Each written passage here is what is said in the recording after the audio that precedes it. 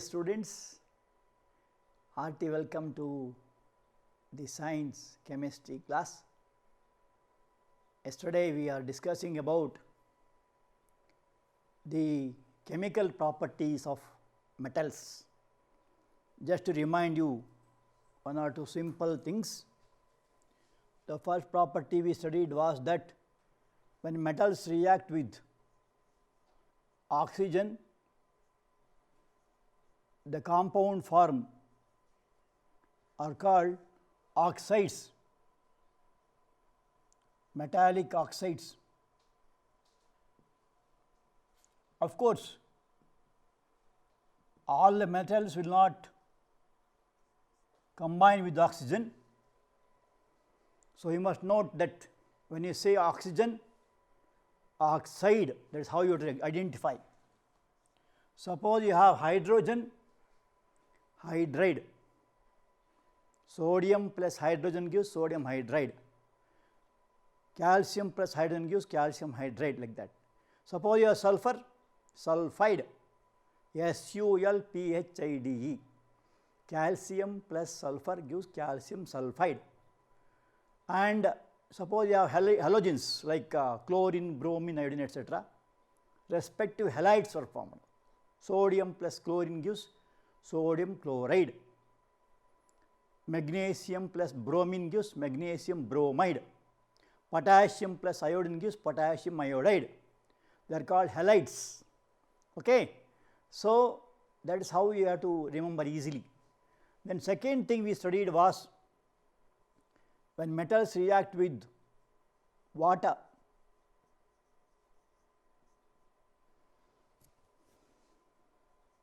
Of course, not all metals will react with water. Metals like sodium, potassium react variously with water with a hissing noise, producing the respective hydroxides and hydrogen gas. So, you get hydroxides of metals, and in case of iron and aluminum, they form oxides plus hydrogen gas will be liberated, and that was the second property. Thirdly, we studied that reaction of metals with acids. When you say acids, there are three acids. They are hydrochloric acid, nitric acid, sulfuric acid. Again, all metals will not react with the acids, like gold and platinum won't react at all. And the compounds of metals with hydrochloric acid are called chlorides. The compounds of metals with sulfuric acid are called sulfates. The compounds of nitric acid are called nitrogen, nitrates.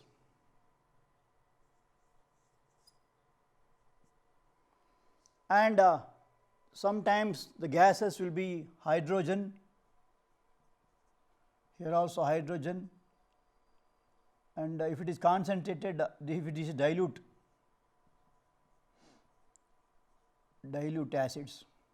And in case of nitrates, you have nitrogen peroxide. Again, if dilute acid is there, you have hydrogen. If concentrated is there, means you have nitric oxide and nitrogen peroxide, etc. Okay. So, these are the things we have studied in the previous class. Now, we will see some more properties of these acids. Before we pass on to the properties, let us revise the home assignments. And first question was, why sodium is kept in kerosene? Sodium, potassium, they are very reactive metals, and they react with air also, water also, and therefore, it is always kept in kerosene. And second question was, what is the action of iron and steam? Steam means water. As I told just now, all metals will not react with water. Metals like iron and aluminum react with the steam. Metal like magnesium react with hot water. So, there was an experiment, I think you remember, a hard glass test tube was taken, in which water was kept in a glass bowl, and then respective metal, namely iron or aluminum, is kept and heated strongly. So, the water becomes steam, and the steam is passed over the metal, collected by the downward displacement of water. Yesterday I have shown that experiment. Okay. So, equation is iron plus steam gives iron oxide plus hydrogen, that is a higher oxide of iron, that is called ferroso-ferric oxide, or also called as magnetic oxide of iron. So, 3Fe plus 4H2O gives Fe3O4 plus 4H2 while balancing. Secondly, calcium with water, and calcium reacts with water forming calcium hydroxide plus hydrogen. So, balance Ca plus 2H2O gives CaOH twice plus hydrogen. Arrow mark up. What the arrow mark up shows? It shows there is an evolution of gas. And if you take potassium, it reacts vigorously with cold water, forming potassium hydroxide and hydrogen. And last question was, how does iron react with dilute sulfuric acid? Iron reacts with dilute sulfuric acid, forming ferrous sulfate FeSO4 plus hydrogen gas. So, this is what we have studied as homework in the last class. So, reaction of metals with solutions of other metal salts. For example, this is what is called as displacement reaction. You can see in the figure, two test tubes are taken. In one of the test tubes, we take copper sulfate solution, blue color. You can do it in your home also now. You take an iron nail, dip that iron nail in copper sulfate solution, and also you take copper wire, dip it in ferrous sulfate FeSO4 solution, it is greening color. So, after about 20 minutes, you observe that there will be change in the color of the solutions.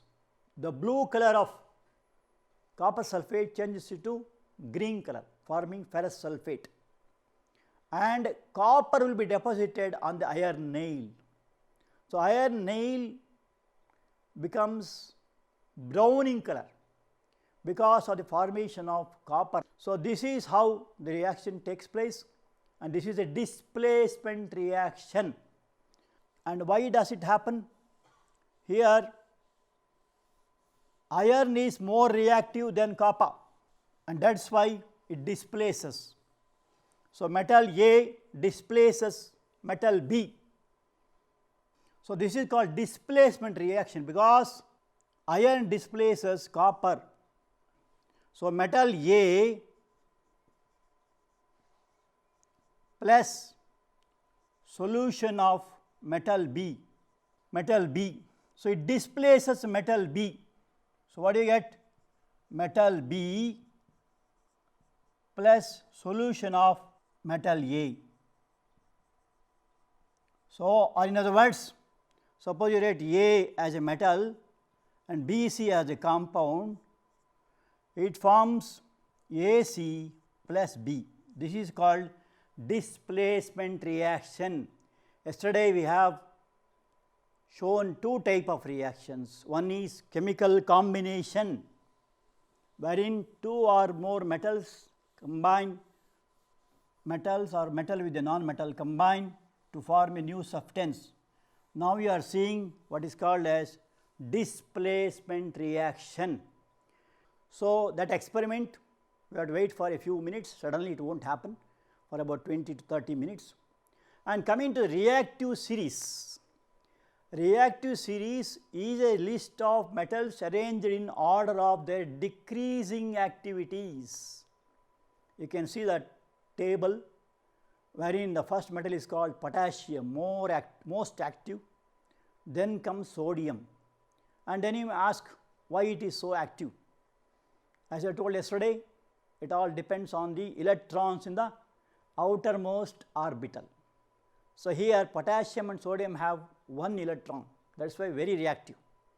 Then comes calcium, magnesium, they have got two electrons in the outermost, and that is why they are next to them. Then you have aluminum, zinc, iron, lead and hydrogen. Hydrogen actually is not a metal, but as it has one electron in the outermost orbital, it behaves like a metal. That is why there is a special seat in the periodic table. It is kept in the first period, first group, first period. Then comes copper, mercury, and least reactive is silver, and then gold. So, this series of chemical properties, decreasing order is called as reactive series, and reactive means chemical reactions. So, that is how they behave depending on the electrons in the outermost orbital. Next we will see reaction of metals with non-metals. Yesterday I have shown you in the periodic table there are about more than 80 metals, 22 non-metals, and that non-metals, how do they react? Let us just ponder over it. Now, here you can see a table, right? In that table we have noble gases. What are noble gases? The gases having 8 electrons in the outermost orbital except helium. Helium has 2 electrons. Neon, argon, krypton, xenon, all of them have 8 electrons in the outermost orbital. Means they are very least active. They neither give out electrons nor take in electrons, and that is why they are put in the noble gases, okay, and also called as inert gases. And next comes metals. The configuration, yesterday last year about electronic configuration of metals and non-metals. Sodium, the atomic number is 11, for K shell 2, L shell 8, M shell 1, 281, that is the electronic configuration of sodium. Magnesium, atomic number is 12, we represent by Z. So, first K shell 2, L shell 8, M shell 2. Then you have potassium 19, 2881, calcium 20, 2882. And coming to non-metals, nitrogen, atomic number is 7, 2 and 5, oxygen 2 and 6, fluorine 2 and 7, and then phosphorus 285, sulfur 286, chlorine 287. So, we will see two things here. Metals are also called as electropositive elements which give out electrons from the outermost orbitals, and non-metals are electronegative elements which absorb electrons. So, when metals react with non-metals, there will be transfer. So, you can see here sodium, for example, its atomic electronic configuration is 281, 2 in K shell, 8 in L shell, 1 in M shell. So, during chemical reaction, here sodium is called metal, chlorine is called non-metal. So, during reaction what happens? It loses the outermost electron, namely 1 electron is lost. So, what happens when electron is lost? It becomes sodium ion. Ions are charged particles. There are two types of ions. One is called cation, another is called anions. So, in case of sodium chloride, you have sodium is called cation, chloride is called anion, right. So, in the second step, what happens? Chlorine absorbs 1 electron. Why does it absorb? Because it has got 7 electrons in the outermost orbital. It is in need of it. See, suppose you give 1 rupee to a person, some 10 rupees to a person. So, the person who gives is called electropositive, and only if it takes only it happens, right. So, chemical reaction what happens? There will be some elements which give out electrons, they are called electropositive, and there will be some elements which absorb electrons. So, chlorine absorbs, therefore, it is called electronegative elements, right. So, 2, 8, 7 are there. So, outermost has 7, it needs 1 electron. So, that electron will be taken from sodium. So, what happens? 1 electron of sodium will be taken from by chlorine, it forms 288. Why does it do so? To become stable. For example, now you are very hungry, say it is lunch time. So, what happens? You will be waiting when the bell will ring, when you have to finish and all, right. So, when you are very hungry, you will be waiting for the class to close, and then you will go for lunch. So, when you eat nicely in lunch, you will be happy, satisfied, right, because it takes in. So, chlorine takes in electrons, sodium gives out electron, by which you will have 8 electrons in the outermost orbital, and here you have chloride, okay. And last step is Na ion plus Cl ion together forms sodium chloride. Sodium chloride is a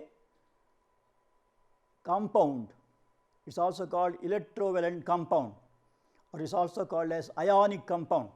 Why it is called so? Because it is formed by the combination of sodium ion and chloride ion. And one more thing you must note, that they are formed by the strong electrostatic force. So, the positive and negative charges form a bond, and that bond is very strong, and that is why the bond formation will be there, that is called ionic bond. And similarly, you can think of so many other elements also, not only sodium chloride, you will have like magnesium chloride, for example. Sodium chloride is one electrovalent compound, you have magnesium chloride, or you can have potassium iodide, or you can have barium chloride, etc., etc. They are all called electrovalent compounds. For example, in case of magnesium, the symbol of magnesium is Mg, its electronic configuration is 282. Outermost you have 2 electrons, right. So, during chemical reactions what happens? It becomes magnesium ion.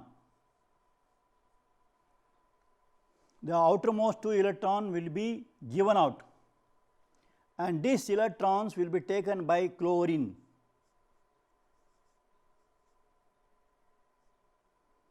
Because its configuration is 287, and this will form chloride ion, and its configuration will be 288. And these ions, namely magnesium and chloride, forms what is called as magnesium chloride. Magnesium chloride. These are what are called as electrovalent compounds or ionic compounds. So, also other elements also you can think of, like potassium iodide or barium chloride or whatever it is. There are so many like that. They are all called as electrovalent compounds formed by the transfer. Transfer means what? Magnesium gives 2 electrons, chlorine takes 2 electrons, and this sharing takes place. Transfer takes place, forming a bond called as ionic bond, or also called as electrovalent bond. These compounds formed by the manner of transfer of electrons from metal to a non-metal are called ionic compounds, or also called as electrovalent compounds. So, more examples is magnesium chloride, aluminum chloride, etc. Now, let us see some properties. First one, that ionic compounds are solids and are somewhat hard because of the strong force of attraction between the positive and negative ions. See, what are ions? I was just now telling you, these are called ions. So, when you say ions, you have two types. I was just informed you. Ions, there are two types. One is called cations, another is called anions. And you must know why they are called so. The ions which go towards the cathode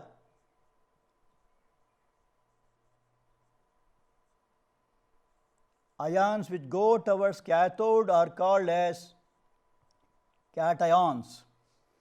And you may think, what is that, +1, +2, +3, etc. They are the electrons given out by the atom of an element. Anions are the ions which go towards the anode. So, every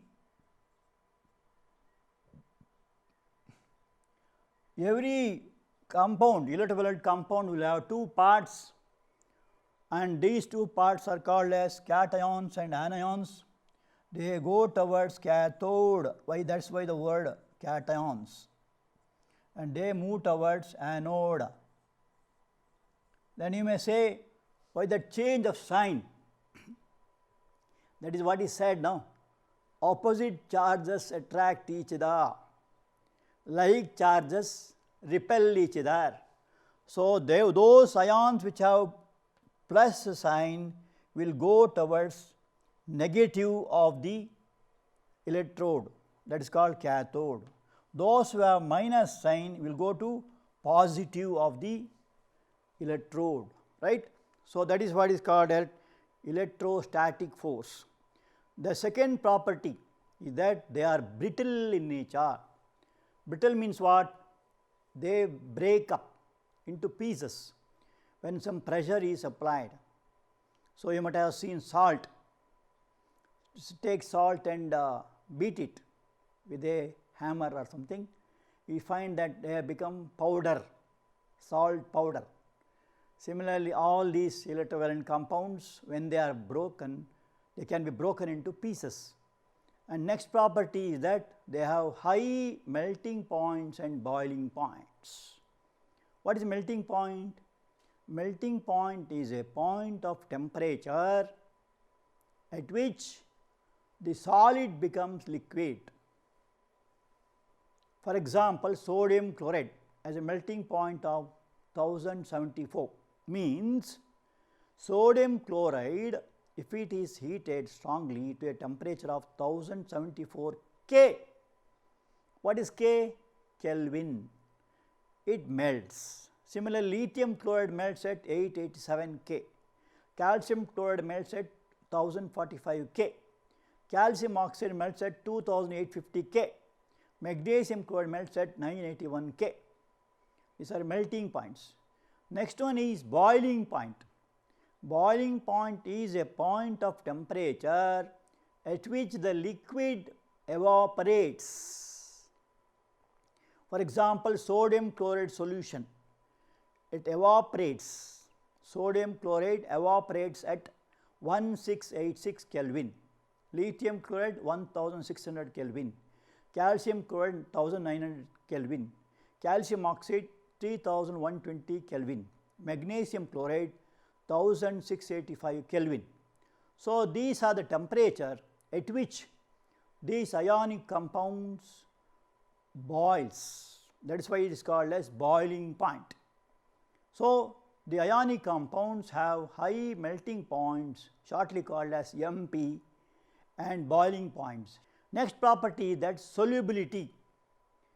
Usually they are soluble in water, but insoluble in organic liquids.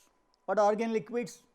Like kerosene, petrol, diesel, etc. are called organic liquids. So, they are insoluble in organic liquids, but soluble in water. Why they are soluble? Because the ions dissociates into ions. And next one is conduction of electricity. So, these ionic compounds conduct electricity in a molten state or in solution state. That means when current is passed through these solutions, it breaks up into ions, and that is what is called as dissociation. For example, you can think of an experiment.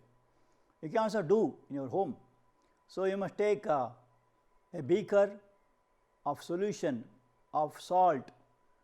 So, solution of salt, that is sodium chloride solution, is taken with a battery and a switch and a bulb. Why you want a bulb? Bulb to see whether it glows or not. So, half filled with salt water is taken, 2 graphite rods are dipped in it, and the ends of the rods are connected to a battery and a bulb and switch, and the salt solution under test is taken and current is to be passed. So, when a current is passed, what happens? Sodium chloride dissociates into ions, namely sodium ion and chloride ion. This happens in 2 states. It may be a solution or it may be a molten state. So, this may be a solution. What do you mean molten state? Molten state is a state of matter neither solid nor liquid.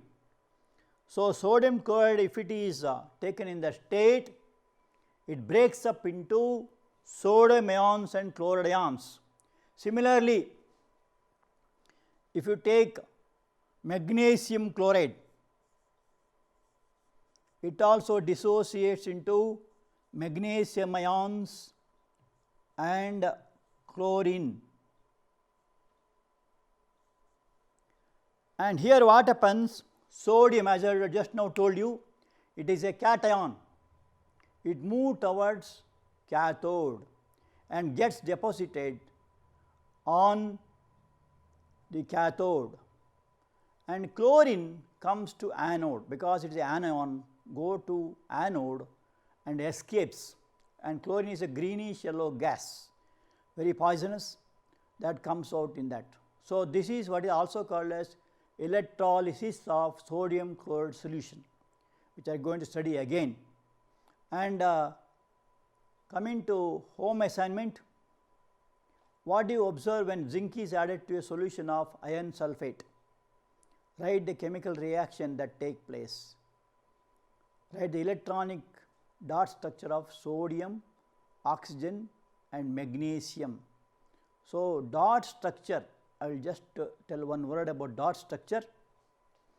Dot structure means, of course, you have studied last year. I will just give a hint about it.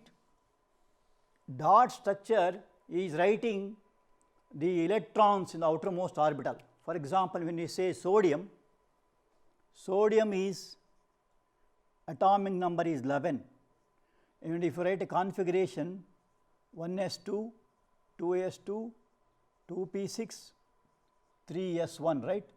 This is what is called electronic configuration. So, in the K shell you have 2, this is K shell, this is L shell, this is M shell. So, what you must write? So, electronic dot structure of sodium is sodium, you have to write you have got a nucleus, then first orbital, and then you have a second orbital, and you have third orbital also.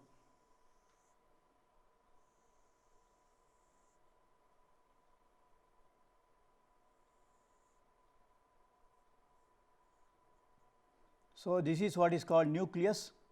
You have 2 electrons in the first orbital, it is called K shell. Then L shell will have 8 electrons.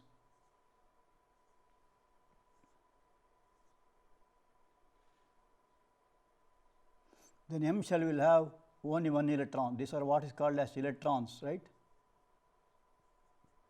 So, of course, you need not write all those for everything, but you must know how it is written. So, this is K, this is L, this is M shell. So, when you write sodium, you must know these are the orbitals and this is how they are divided, and like that you must be able to write the configuration of different elements. There are two more questions. Show the formation of sodium oxide and magnesium oxide by transfer of electrons, also called as ionic bond. What are the ions present in the sodium oxide and magnesium oxide compounds, and why do ionic compounds have high melting points? So, before we close, we will just revise the ionic properties of ionic compounds.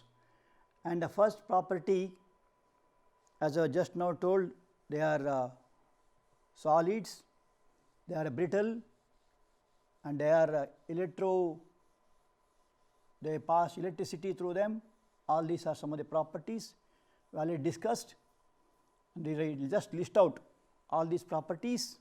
We will see some more properties in the next class. So, come prepared with the home assignment. Thank you. Sai Ram.